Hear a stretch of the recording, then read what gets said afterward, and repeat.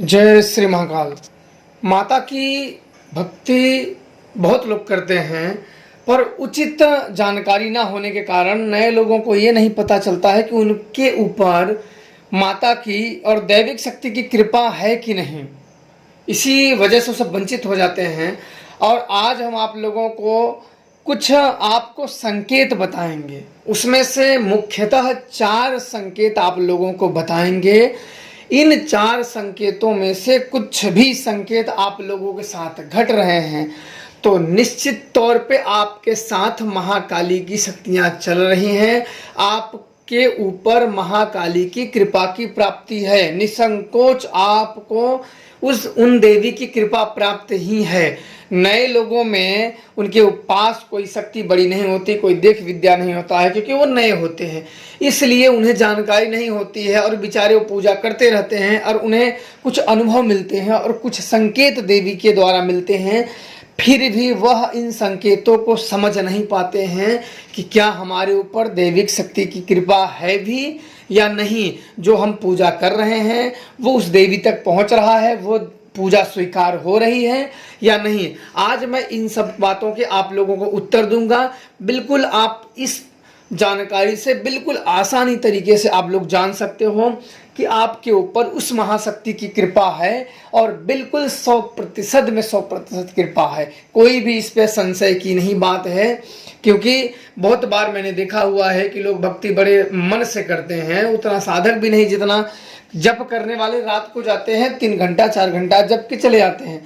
पर जो भक्त होते हैं 2 घंटा 3 घंटा बैठ के सुबह जाप करते हैं, पूजा करते हैं, 2 घंटा 3 घंटा शाम को जाप करते हैं, पर उन्हें खुद ही भरोसा नहीं होता है कि क्या हमारे ऊपर दैविक शक्ति की कृपा है कि नहीं, हमारी मदद कर रहे हैं कि नहीं है। तो हमें क्या संकेत मिलते हैं और क्या संकेत हमें मिलना चाहिए कि हमारे पास देव विद्या ना होने के कारण हमें इससे जानकारी हो सके कि हमारे ऊपर उनकी कृपा है, ताकि हम और अच्छे मन से और दिल लगा के और उनके चरण में समर्पित होके मंत्रों का जाप करें, उनकी पूजा करें, उनकी आराधना करें, उनका सहयोग प्राप्त करें।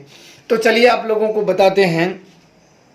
पहला जो संकेत है, देवी का जब कृपा रहती है, आपके आसपास रहती हैं, आपके ऊपर कृपा रहती है उनकी, तो अपनी मौजूदगी जताती हैं। पहला संकेत यह होता है देवी में कि आपको अनुभव होने लगते हैं, और अनुभव यह होते हैं कि आपके आसपास कोई है आपके पास, अगल बगल कोई चल रहा है। जब आप पूजा करते समय, जब आप पूजा का मंत्रों का, उस देवी मंत्रों का जाप करेंगे तो आपको अनुभव होंगे कि दरवाज़ा या खिड़की या कुछ आवाज़ कर रही है, कुछ आ रही है, कुछ आपके अगल बगल, आगे अगल बगल पीछे चल रहा है, कुछ व्यक्ति चल रहा है पर वो दिख नहीं रहा है। ये पहले संकेत होते हैं जब पूजा व्यक्ति करते हैं, जब शक्तियाँ जाग जाती हैं तो आपके इर्द गिर्द एक ऊर्जा का माहौल बन जाता है, जो कि वह ऊर्जा से आपको अनुभव प्राप्त होने लगते हैं। तो आप लोगों को इस बातों का बिल्कुल ध्यान रखना चाहिए।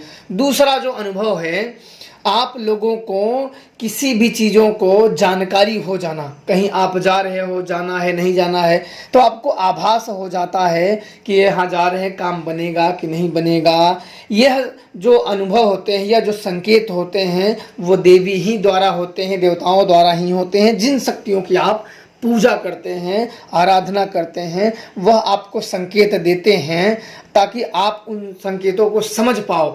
पर व्यक्ति जो होते हैं नए, वो समझ नहीं पाते हैं और वो नाराज़ रहते हैं कि हमारे ऊपर देवी, हम इतना पूजा करते हैं, इतना पाठ करते हैं, हमारे ऊपर दैविक शक्तियों की कृपा नहीं है। उनके ऊपर रहती है पर उन्हें ज्ञात नहीं होता है, क्योंकि नए होते हैं, भी शुरुआती दौर में होते हैं, तो इसलिए उन्हें ज्ञात नहीं होता है। तीसरा जो कारण है, ये महत्वपूर्ण कारण है, तीसरा जो संकेत है, जो आपको संकेत मिलते हैं कि आपके जो मन है, जो अंतर आत्मा है, उसका शुद्धिकरण होता चला जाता है। जो इस देवी की कृपा से जो तीसरे संकेत आपको मिलते हैं, आपके अंदर जो गलत भावनाएं होती हैं, जो स्वार्थ नाम होते हैं, जो लालच होती हैं, वो जो इच्छाएं होती हैं, उससे आप छूटने लगते हो, मुक्त होने लगते हो। जो आपके अंदर इच्छाएं हैं, क्या इच्छाएं हैं आप लोगों की? 2-4 इच्छाएं होंगी। मेरा पति बीमार है, लड़का बीमार है, पति का काम लग जाए, लड़के का काम लग जाए, ये बिजनेस चल जाए, अपना पैर दर्द कर रहा है, सिर दर्द कर रहा है, काम बन जाए, घर बन जाए, यही 2-4 कारणें होती हैं। इससे बाहर निकलो, इससे बाहर निकल के वो देवी रूप में समर्पण होते हैं। उनको संकेत जब मिलते हैं तो उनको एक शांति का अनुभव होने लगता है, उनके मन में एक शांति आने लगती है। ना होने के बाद भी उन्हें किसी चीज़ की आपूर्ति और कमी महसूस नहीं होती है। जब देवी की शक्ति की कृपा आपके साथ हो जाती है तो यह संकेत आपको होने लगते हैं। और चौथा जो संकेत है आप लोगों के साथ जो होते हैं, जिनके पास शक्तियाँ निवास करती हैं, जिनके साथ शक्तियाँ वास करती हैं, जो चौथा संकेत होता है उनके साथ, वह यह होता है उनके साथ संकेत कि जब वह पूजा करने बैठते हैं तो उनका जो मन है, जो उनका अंतर आत्मा है, उन पूजा में लीन होने लगता है, उनका ध्यान केंद्रित होने लगता है, उनका पूजा में मन लगने लगता है, मन समर्पण होने लगता है और पूजा भक्ति फलित होने लगती है। आप लोगों को मैं बता दूं, जब पूजा पाठ करोगे तो कुछ दिनों तक आपका ध्यान नहीं लगेगा, आपका भक्ति में मन नहीं लगेगा। बिल्कुल आप उससे नाराज होने की कोई ज़रूरत नहीं है। आप भक्ति करते रहिए। जब 10 दिन, 11 दिन, 15 दिन जब गुरु के चरण में समर्पण हो, जब गुरु के चरण में समर्पण हो, तो समर्पण के भाव से किसी भी प्रकार की भक्ति अगर की जाए तो सफलता मिलनी ही मिलनी है। उसे कोई भी व्यक्ति टाल नहीं सकता है और कोई व्यक्ति रोक नहीं सकता है। गुरु का समर्पण होना सर्वोपरि है। जिसने गुरु के समर्पण में नहीं है उसे शक्तियाँ नहीं प्राप्त हो सकती हैं। विद्या कई कारण से सीखे जा सकते हैं। ये तो गुरु के पास विद्या संपादन करके, यानी गुरु के पास रह के विद्या सीखी जा सकती है। दूसरा जो कारण होता है, अपने अनुभव द्वारा भी विद्या सीखी जा सकती है। पर अनुभव द्वारा विद्या सीखने से काफ़ी ज़्यादा उसमें हानि होते हैं।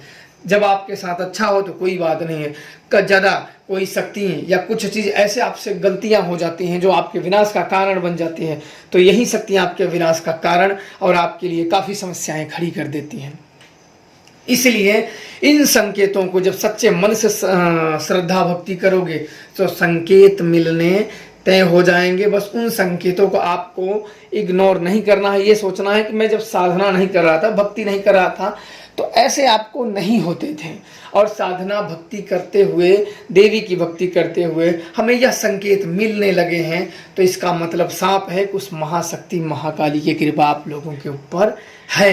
अब आपको भटकने की जरूरत नहीं है, क्योंकि जब कोई व्यक्ति अच्छी बातों से कोई व्यक्ति भटकाता है तो सामने वाला जो मूर्ख व्यक्ति है वो उन बातों के चमक दमक में खो जाता है और वो रास्ते से भटक जाता है। और भटकने का रास्ता वही है कि सिर्फ पतन हो ही जाना है। इसलिए 4 चीज़ों को सदैव गुप्त रखना चाहिए आप लोगों को। 4 चीज़ें कौन है? पहला है गुरु को गुप्त रखो। दूसरा है मंत्र गुप्त रखो, अपने स्त्री गुप्त रखो और अपने धन। 4 चीज़ें सदैव गुप्त रखना चाहिए। ये कभी भी समाज में नहीं आने चाहिए।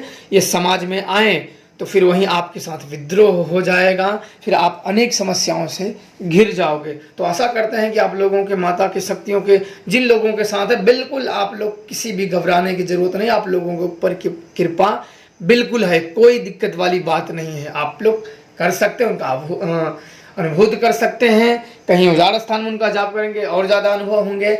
बिल्कुल आप लोगों को कहीं भटकने की ज़रूरत नहीं है, कहीं किसी को अपने गुरु के अलावा किसी से जुड़ने की ज़रूरत नहीं है। आप लोग बिल्कुल शांति से उनकी भक्ति में जुड़े रहें। दिन पे दिन सीढ़ी और सफलता बढ़ते जाएंगे और अनुभव भी बढ़ता चला जाएगा, कृपा भी बढ़ती चली जाएगी। तो आप लोगों को ये समझ में आ गया होगा और जानकारी भी हो गई हो। अब जो उनके साथ ये घटित हुए हैं बिल्कुल भटके ना, आराम से अपने भक्ति में लगे रहें। आप लोगों को अगर पसंद आया होगा तो और लोगों के साथ शेयर कर दें ताकि और लोगों को जानकारी इसकी हो जाए। जय श्री महाकाल।